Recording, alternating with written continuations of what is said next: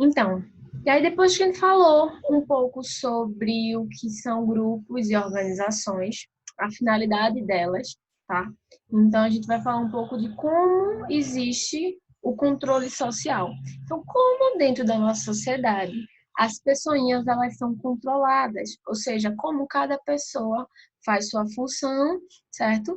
Como cada uma desempenha suas atividades, suas ações, sem interferir de forma geral no grupo, porque o grupo ele segue homogêneo, todo mundo seguindo o mesmo ponto, que é a sociedade, é o bem-estar coletivo e tudo mais. Então, o nome disso é chamado de controle social. Então, como as pessoas elas são controladas dentro de uma sociedade, tá? Para depois a gente entrar na parte de desvio. Então, como as pessoas elas fogem desse controle social.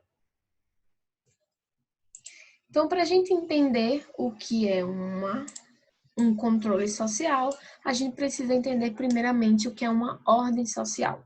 Então, ordem social é quando o comportamento das pessoas, elas são previstas ou previstos, quando as pessoas elas sabem o que devem fazer. Então, uma criança, ela sabe que deve ir para a escola, que tem que estudar, que tem que ir para a universidade, que depois da universidade tem que trabalhar, que tem que gerar renda, depois produzir ou criar uma família, depois ter menino, depois bota esse menino para a escola, esse menino vai, vai, vai, vai. Então, em termos de sociedade, a gente vai evoluindo, vai desenvolvendo, né, pessoas, criando pessoas para a própria sociedade, tá? Então, para essas crianças, essas futuras crianças, elas irem para a economia, gerarem renda, e aí ter todo o pagamento de imposto e a gente continuar como sociedade. E aí esse comportamento é um comportamento previsto, tá? Então já se sabe que teoricamente, que por exemplo, meninos eles têm que praticar esporte, meninos devem ser líderes do grupo, mulheres na sociedade mais anterior as mulheres elas estavam mais relacionadas a serem donas de casas. Então se esperava que essas meninas ou essas mulheres não fossem à escola e mesmo que fossem à escola, elas não teriam uma profissão. E aí elas poderiam até ter profissões, mas quais profissões? Geralmente relacionadas a ensino e não profissões como físicas, como professoras de matemática, profissionais da área de exatas. Então você vê que de forma geral a sociedade ela vai conduzindo o comportamento das pessoas e aí existem formas de condução desse comportamento, tá? E essas ações, elas seguem em conformidade com o quê? Com as crenças e os valores daquele grupo. Então, se você já nasce numa família altamente religiosa, então você, teoricamente, se tornará uma pessoa também religiosa, tá? Devido ao processo de socialização. Então, se você aprende que aquilo ali é importante, que aquilo ali faz bem, então você deveria seguir aquele comportamento, aquele ensinamento que foi passado a você, tá? E aí, ordem social é isso, é você entrar em conformidade com aquele grupo, com o que se espera de você. E aí, a ordem social, para a sociologia, ela é diferente do autoritarismo. Quando a gente vê a palavra ordem, a gente imagina que as pessoas mandando na gente, ou os líderes mandando. Mas a ordem social simplesmente é para padronizar as ações. Se não existisse ordem social, todo mundo que saísse de casa ia ter suas vontades primitivas aceitas. Então, se alguém esbarrasse em você, você ia dar um tapa, ou você ia brigar com essa pessoa, ou você ia matar essa pessoa. Então, as ordens sociais servem para, de fato, a condução do bem-estar coletivo, tá? Então é isso, é deixar todo mundo seguindo bonitinho. Exemplo de ordem social que a gente está vivendo hoje é o isolamento social. Então foi uma ordem vinda do governo, então tem base legal, tá? Através de uma lei. E aí essa ordem social foi cada um fica isolado, cada um evita o contato coletivo. E aí a gente observa pessoas que seguem a ordem devido a uma orientação do governo e tem pessoas que não seguem essa ordem social, tá? Então, mesmo sendo uma lei, mesmo sendo uma determinação, ainda tem pessoas que fogem, excetuando aquelas que, devido ao trabalho, porque realmente precisam, que são serviços de necessidade pública, de utilidade pública. Tirando essas, todas as outras que estão na rua, elas não deveriam estar na rua, elas estão quebrando uma ordem social, tá? Estão quebrando esse padrão aí de controle social que se vê. E aí, devido a isso, a gente parece que fica mais distante do retorno ao coletivo, porque existem pessoas que não seguem o cumprimento das ordens, tá? Isso é um exemplo mas a quebra dessa ordem social, que é a quebra desse controle, a gente observa no desvio. Então, são pessoas que são desviantes sociais. E aí, essas pessoas, através desses desvios, que a gente tem as mudanças sociais. Então, são pessoas que não aceitam mais aquela norma, não aceitam mais aquele comportamento. E aí elas quebram com esse padrão de comportamento social e aí se gera mudança. Então, são as mulheres que fizeram, as primeiras feministas que fizeram os movimentos para igualdade entre gêneros, os primeiros homossexuais que fizeram os movimentos para a igualdade também em relação à orientação sexual. Então, são pessoas que trabalham para destruir ou quebrar, modificar essa ordem social. Então, não necessariamente a gente está falando de ordem como sendo algo positivo. Então, se era normal que aquelas pessoas, exemplo, que eu até estava falando com o menino de educação física, e existia uma lei na década de 50, por aí, 60, que proibia o jogo de futebol pelas mulheres. Então, isso era uma ordem, tá? Então, mulheres não jogavam futebol. E aí a gente se pergunta, tá certo essa ordem para aquela situação, para aquele tempo? Sim, foi uma coisa certa porque colocaram em forma de lei. Mas, com o passar do tempo, a sociedade e as mulheres verificaram que aquilo ali não tinha nada a ver, aquilo ali não lhe tirava o direito de escolha sobre o futebol. E aí essa lei foi derrubada. Então, não necessariamente porque é uma lei que aquilo ali está certo, tá? A gente pode ter essas leis e verificar que para aquele tempo ela valia, mas para hoje ela não vale mais. E aí eu volto para, por exemplo, das leis que são as duas questões sociais que são mais fortes no Brasil, que é a legalização da maconha e o aborto. Quando essas leis foram estabelecidas, elas tinham sentido, elas ainda eram importantes para a nossa sociedade. Hoje a gente pode se perguntar se essas leis elas ainda são aplicadas, tá? Porque nossa sociedade evolui, nossa sociedade, nossa cultura, ela vai estar sempre em geração de mudança, e aí a gente pode se perguntar hoje se de fato essas leis se aplicam à nossa sociedade. E aí, em termos de aborto, sim, porque até semana passada eles voltaram lá fizeram um questionamento no Supremo Tribunal sobre a questão de abortos e continua ainda valendo. Então, não necessariamente porque é uma lei, aquilo está valendo, mas depois que foi ouvido, foram conflitados ou aquilo ali foi conflitado, a gente revê essas leis. Só que aí hoje, tanto a droga, a legalização da maconha como o aborto ainda são válidos, porque a maioria da nossa população ainda verifica que isso é um comportamento adequado para a nossa sociedade. Se não for, aquela lei ela é derrubada ou modificada, tá? Então, as ordens, elas nem sempre são sinônimos de bom, tá? Então, elas geram mudanças e essas mudanças podem ser positivas, como melhoria de uma função, de um direito, como também pode ser uma mudança negativa, tá? Então, exemplo desses países como a Alemanha mesmo, narcisista. A gente verifica, foi uma mudança social que eles tiveram, principalmente voltados para a eugenia, e aí você observa que no decorrer dessa mudança social não foi benéfico para um grupo de pessoas, tá? E aí hoje a Alemanha, ela tem esse histórico e ela sabe do problema que eles desenvolveram, dos problemas que eles criaram, mas isso foi uma mudança social, tá? Devido a uma liderança e a uma permissão do grupo. Então você vê, os assuntos eles estão relacionados.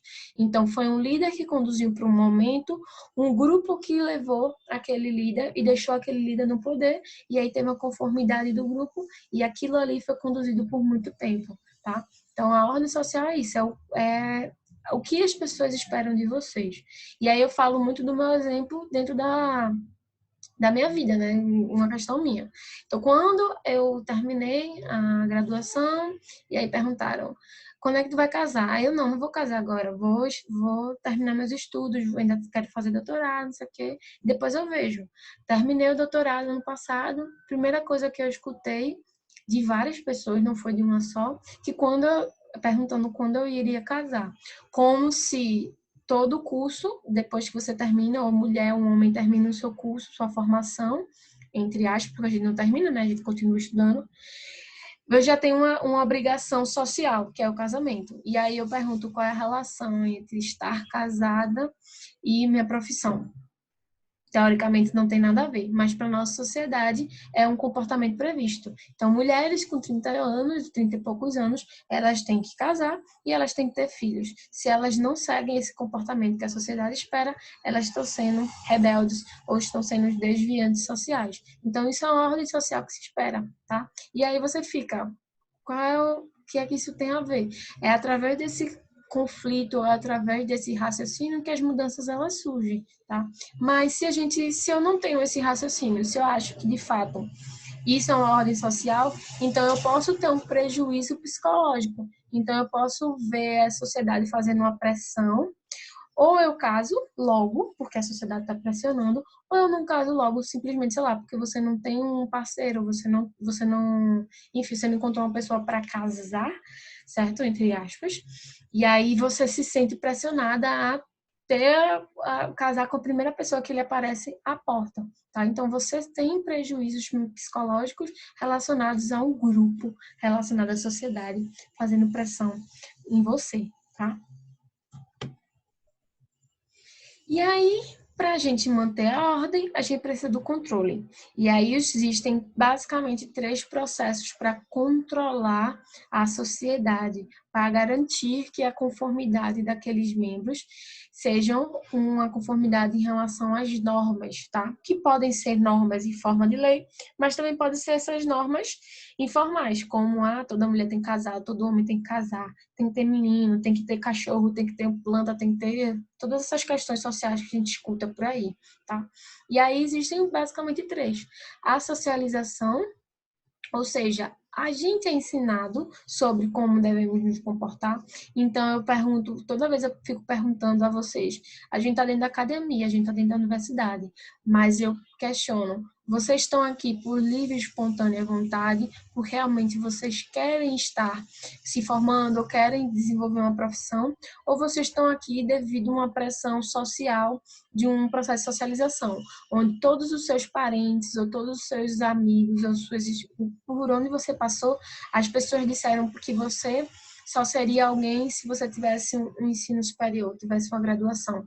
Então, se você está aqui devido a uma condução social, isso foi através de socialização. Então, foram seus pais, ou enfim, seus amigos, quem você entrou em contato, certo? Seu grupo social, que lhe ensinou que estudar era o melhor caminho para o seu desenvolvimento e crescimento social, né, para você melhorar de condição de vida. Então, isso foi através do processo de socialização, tá? A questão do futebol, as meninas não jogarem futebol, a gente não ter tanta relação, peso, né, em termos de sociedade, da mulher no futebol devido à socialização, porque as meninas são introduzidas a atividades domésticas, atividades com boneca, ou seja, cuidar de um outro bebê, de uma outra criança, e os meninos são socializados, são ensinados a jogar bola, a praticar esporte e até desenvolvimento. Então, nesse processo de socialização, a gente vê a questão lá na frente, onde os meninos têm uma valorização pelo futebol e as meninas não são valorizadas. Então, nossa própria sociedade que tem essa distinção entre os gêneros, tá? Através de socialização, a forma como um é ensinado e o outro é ensinado. A pressão do grupo. Então, a gente vê basicamente uma pressão do grupo exercendo aquele controle. Então, se o grupo está dizendo que é para você fazer aquilo, então você vai fazer aquilo. Então, se um grupo ele conduz, ele faz uma pressão para você, por exemplo, sei lá, para você beber, para você fumar. Então, se aquele grupo ele está exercendo uma pressão sobre você, você acaba de alguma forma cedendo àquele grupo, tá? Aquelas pessoas. E aí pode ser grupo de amigos, pode ser família, a questão religiosa, tá? Você, com o passar do tempo, você pode não se identificar mais com a religião da sua família. Mas a sua família pode fazer uma pressão para você continuar ainda no processo religioso deles, você não mudar de religião. Isso é através de uma pressão, certo? Essa pressão pode vir por punições, por sanções, por questão mesmo de desafio, de fazer com que você não conheça novas possibilidades religiosas, novas possibilidades. Então, isso é uma pressão que o grupo exerce, tá? O coletivo faz sobre você. E a outra forma de controle é controle pela lei, controle pela força. Então, existe uma lei que proíbe a ação do aborto.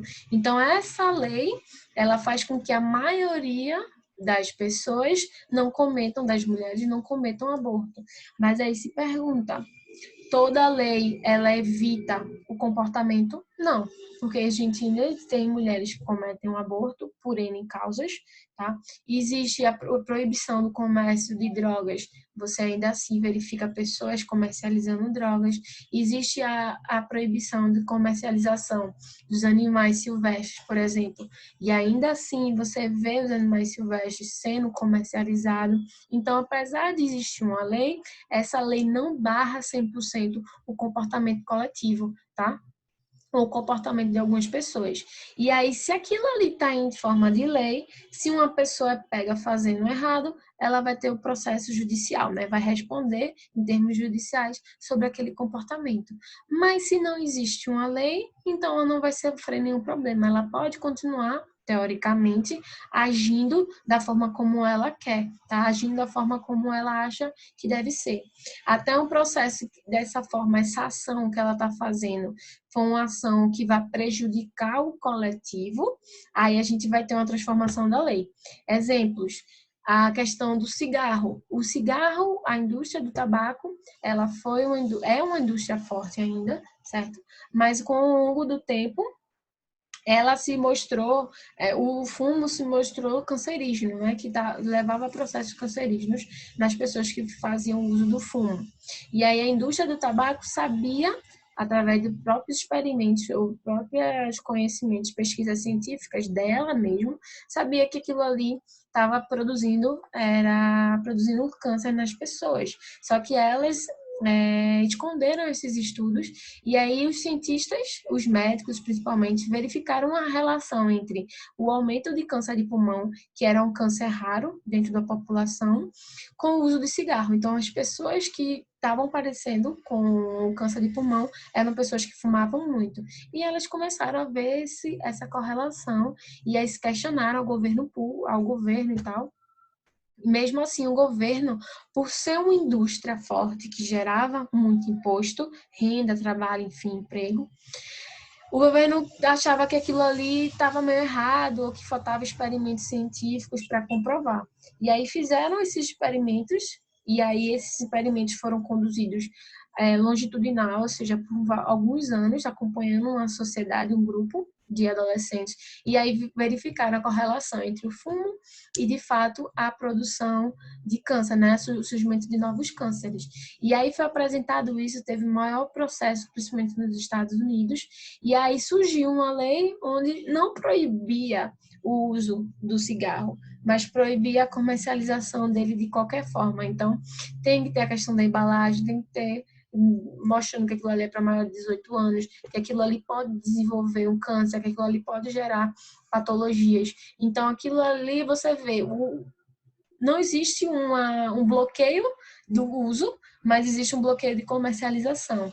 Então, para a sociedade, de forma geral, o interesse financeiro ele foi mantido, ou seja, o consumo ele pode ser feito, só que ele não vai ser feito da forma como todo mundo bem entende ou como a indústria bem entende. Existe uma lei que está regulando aquelas atividades, tá? Então está controlando aquilo ali. Então isso a gente observa através da lei, tá? Mas ainda assim, apesar disso, ainda tem o comércio e a fabricação ilegal de cigarros. Então a gente vê hora por outra no jornal a produção de cigarro, a Polícia Federal, ela apreendeu uns cigarros falsificados, tá? Então, você observa que mesmo tendo a lei não proibindo a comercialização, mas só apenas regulando essa comercialização e a produção, ainda assim existe a parte legal. Então, mesmo tendo uma lei, essa lei não barra 100% o comportamento de determinadas pessoas, certo? Então, é basicamente isso que a gente vai ver. E aí, a gente, na próxima... Amanhã, na realidade, próxima semana, amanhã a gente continua esse assunto, tá certo?